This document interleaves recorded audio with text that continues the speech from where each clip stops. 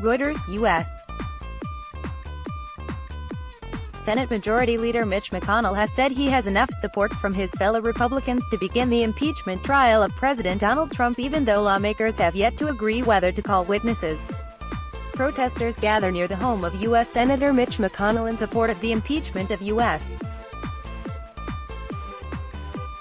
President Donald Trump, in Louisville, Kentucky, December 23, 2019. Reuters, Brian Woolston, files the framework supported by Republican senators, which McConnell has described as a Phase 1 deal, would postpone the decision on whether to have witnesses testify during the trial, mirroring the process used during former Democratic President Bill Clinton's 5-week impeachment trial in 1999. The Democratic-controlled House impeached Trump in December on charges he pressured Ukraine to investigate former Vice President Joe Biden, a leading candidate for the 2020 Democratic presidential nomination. The following explains what the Republican-supported resolution on trial rules is expected to look like. What will be covered by the Republican-backed Phase 1 plan? McConnell has not yet published a draft of the resolution, but he said it would be very similar to one adopted in January 1999 during the Clinton trial.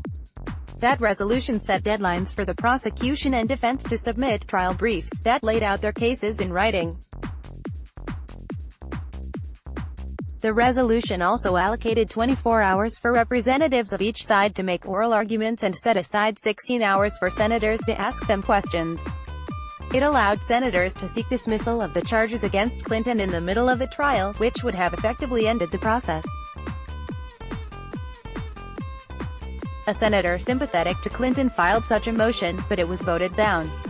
Crucially, the resolution, which passed 100-0, did not resolve whether witnesses would be called, one of the most contentious questions in any impeachment trial.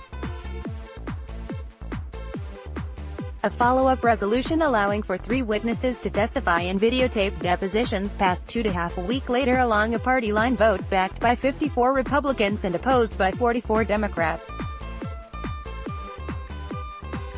The type of resolution described by McConnell would supplement, rather than replace, a set of detailed impeachment trial rules dating back to 1868 known as the Standing Rules, said Donald Wolfensberger, a congressional scholar in Washington.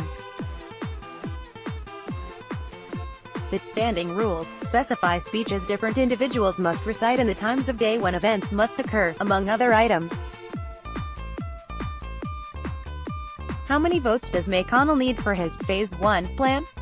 The answer to this question depends on whether U.S.